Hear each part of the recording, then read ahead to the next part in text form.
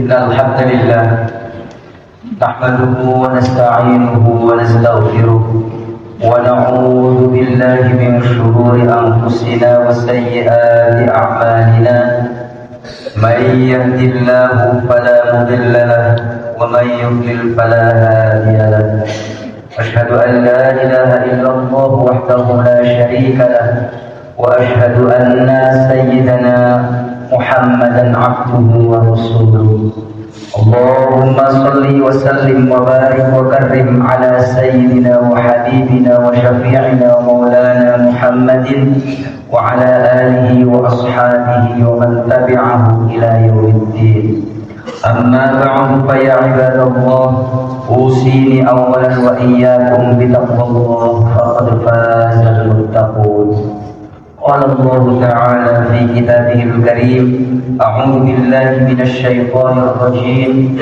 بسم الله الرحمن الرحيم يا أيها الذين آمنوا اتقوا الله حق تقاته ولا تموتن إلا وأنتم مسلمون صدق الله العظيم.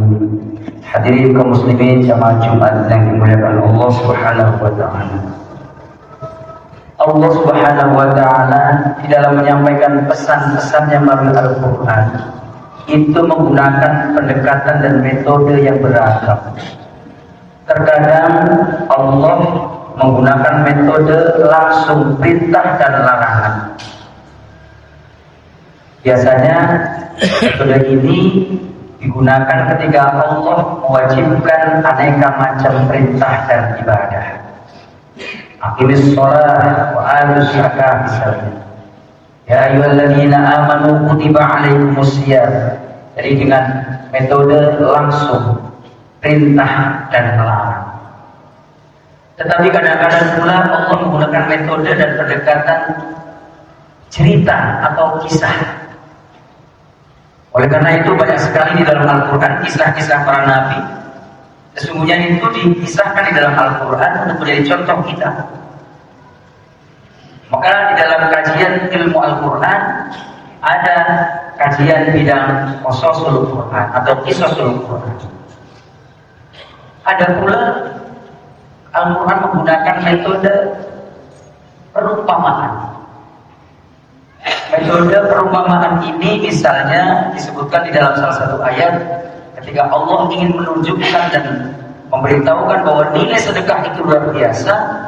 Allah katakan matalul ladzina yunfiquna fi sabilillahi kamathali habbatin ambatat sab'a sanabila fi kulli sumbulatin mi'atu habbah. Secara singkat ayat itu mengatakan bahwa orang yang bersedekah itu diperumpamakan seperti orang yang menebar benih. Satu biji akan tumbuh kemudian akan menghasilkan buah sebanyak 7 tangkai, masing-masing tangkai adalah 100 biji. 1 rupiah tumbuh menjadi 700 rupiah. Kira-kira seperti itu. Ternyata Nabi juga di dalam menyampaikan pesan-pesannya tidak jauh pula dengan metode yang disampaikan atau dicontohkan oleh Allah Subhanahu wa taala. Nabi seringkali juga menggunakan kisah. Nabi seringkali juga menggunakan tamsil atau amthal, perumpamaan. Misalnya dalam hadis yang diriwayatkan oleh Imam Al-Bukhari, hadis nomor 79 dalam bab fadilah ilmu. Beliau menyatakan hadis ini bersumber dari Abu Musa Al-Asy'ari dari Nabi sallallahu alaihi wasallam, qala matalu ma ba'athani Allahu bihi minal huda wal ilmi kamatalil ghaiti al-kathir asaba ardan fa kana minha naqiyah qabilatil ma'a fa anbatatil kalaha wal ushba al-kathir wa kana minha ajadib amsakatil ma'a fa nafa'allahu bihan nasa wasyaribu wasaqau wazarahu wa asabat minha qa'ifatan ukhra innama hiya qi'adun la tumsiku ma'an wa la tamdu kasra.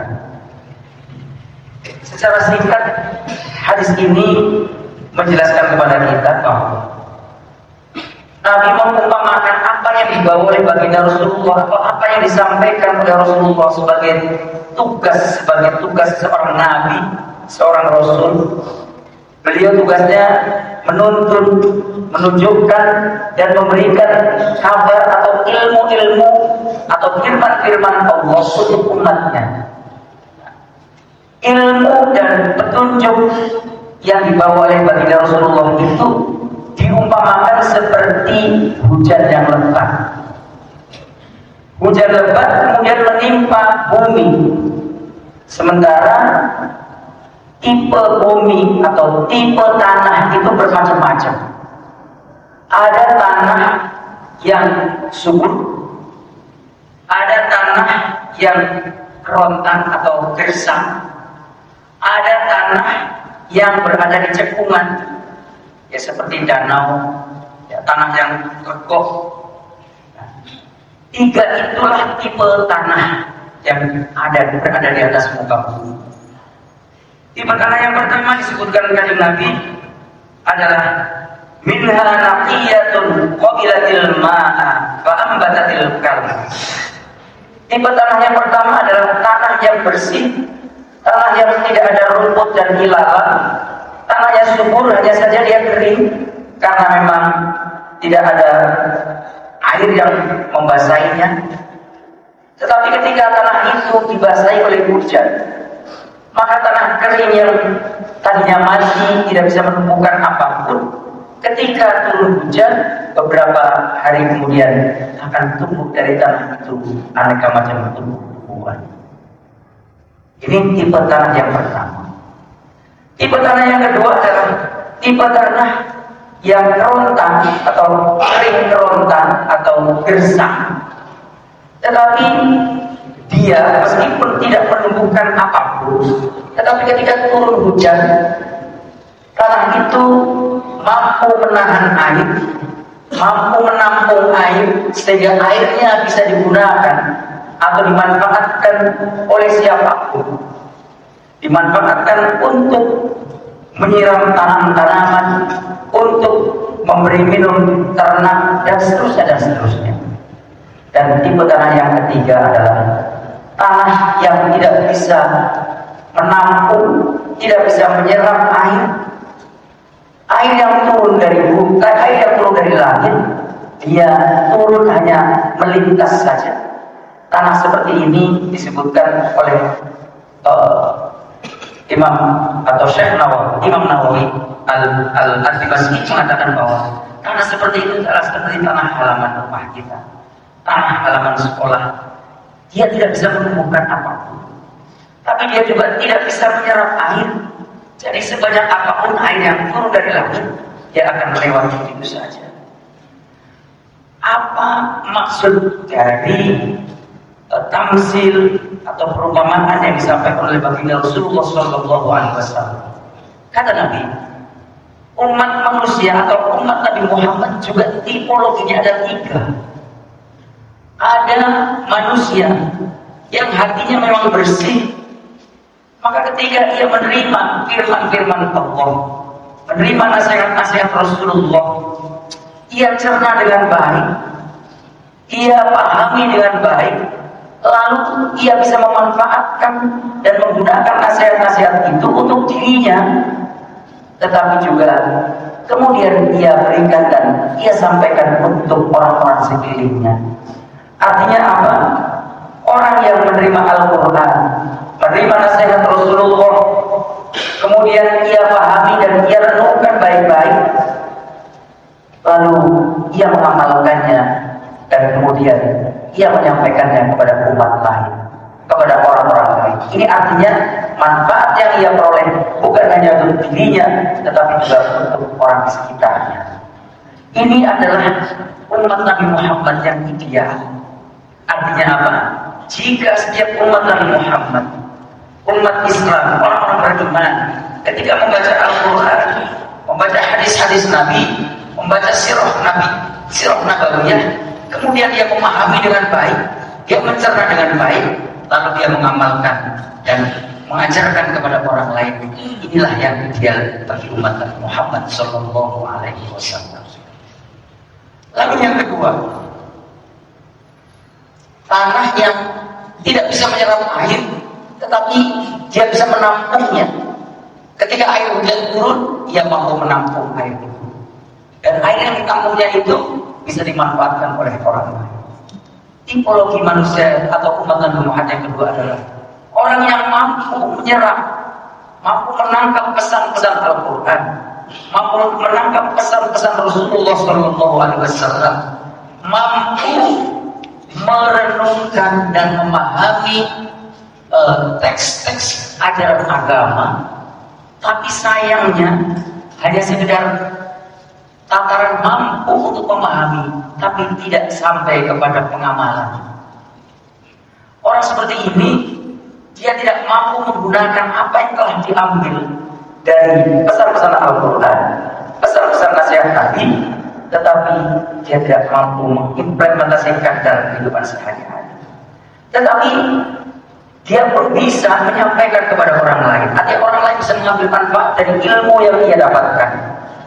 Nah, jadi manfaatnya bukan untuk dirinya, tapi justru untuk orang lain.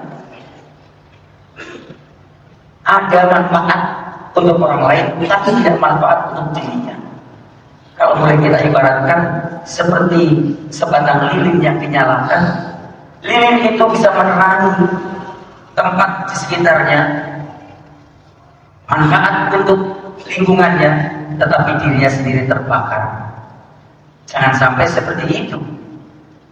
Nabi menyampaikan ini agar kita tidak seperti tipologi manusia yang kedua. Yang lebih rugi lagi adalah tipe yang ketiga, di mana ketika air hujan turun lebat, ia tak mampu menampung air itu, tak mampu pula menyerap air itu. Air itu hanya lewat sekilas, turun lalu hilang. Ini artinya apa? Ini masih banyak di antara umat-umat Nabi Muhammad SAW. Ketika Al-Quran sudah begitu dijelaskan oleh banyak ulama melalui buku-bukunya, melalui karya-karyanya, begitu banyak hadis-hadis Nabi yang telah diterjemahkan dan dijelaskan oleh banyak para ulama, dia tak mampu untuk mendalaminya, tak sempat untuk mempelajarinya, tidak sempat untuk membuka-buka buku, bahkan tidak sempat untuk mendengarkan nasihat-nasihat para ulama mengenai Al-Quran dan hadis Nabi SAW. Yang seperti ini, umat yang seperti ini adalah umat yang celaka. Kenapa? Karena turun hidayah, turun petunjuk Nabi, turun petunjuk Allah, tetapi petunjuk itu hilang begitu saja tanpa ada manfaat bagi dirinya. Naudzubillah. Oleh sebab itu, hadirin kaum muslimin, jemaah Jumat yang dimuliakan oleh Allah Subhanahu wa taala, terus-meneruslah kita menggali, terus-meneruslah kita mempelajari pesan-pesan Allah melalui Al-Quran, pesan-pesan Nabi melalui hadis-hadisnya. Lalu berusahalah untuk di samping mempelajari, merenungkan, kemudian menghayati, lalu berusaha untuk mengamalkannya. Dan kalau bisa kita menyampaikan kepada orang-orang yang ada di sekeliling kita. Paling tidak kita bisa menyampaikan kepada anak-anak dan keluarga kita, orang-orang yang terdekat di antara kita. Inilah yang ideal dari umat baginda Rasulullah SAW ketika mendapatkan atau ketika telah sampai kepada mereka hidayah atau tuntunan Allah serta nasihat-nasihat Rasulullah SAW. Semoga kita semua semakin hari semakin meningkat wawasan pengetahuan keagamaannya, semakin hari semakin giat untuk rajin membaca dan mempelajari teks-teks atau pelajaran-pelajaran keagamaan kita, lalu kita berusaha untuk mengamalkan dan menularkan kepada orang-orang yang ada di sekitar kita. Insyaallah, amin ya rabbal alamin. Barakallahu li wa lakum bil Qur'anil Karim wa nafa'ani wa iyyakum bima fihi minal ayati wal dzikril hakim wa taqabbal minni wa minkum tilawatahu innahu huwal ghafurur rahim. Alhamdulillahilladzi ja'alana minal muslimin وارزقنا من الطيبات أشهد أن لا إله إلا الله وحده لا شريك له وأشهد أن سيدنا محمدا عبده ورسوله اللهم صل وسلم وبارك على سيدنا وحبيبنا وشفيعنا مولانا محمد وعلى آله وصحبه ومن تبعهم بإحسان إلى يوم الدين أما بعد فيا عباد الله أوصيني أولا وإياكم بتقوى الله فقد فاز المتقون إن الله وملائكته يصلون على النبي يا أيها الذين آمنوا صلوا عليه وسلموا تسليما اللهم صل وسلم وبارك على سيدنا محمد كما صليت وباركت على سيدنا إبراهيم وعلى آل سيدنا إبراهيم في العالمين إنك حميد مجيد اللهم اغفر للمسلمين والمسلمات والمؤمنين والمؤمنات الأحياء منهم والأموات إنك سميع قريب مجيب الدعوات ويا قاضي الحاجات اللهم ربنا اغفر لنا ولإخواننا الذين سبقونا بالإيمان ولا تجعل في قلوبنا غلا للذين آمنوا ربنا إنك رؤوف رحيم اللهم إنا نسألك الهدى والتقى والعفاف والغنى ربنا آتنا في الدنيا حسنة وفي الآخرة حسنة وقنا عذاب النار والحمد لله رب العالمين عباد الله إن الله يأمر بالعدل والإحسان وإيتاء ذي القربى وينهى عن الفحشاء والمنكر والبغي يعظكم لعلكم تذكرون فاذكروا الله العظيم يذكركم واسألوه من فضله يعطيكم ولذكر الله أكبر أقم الصلاة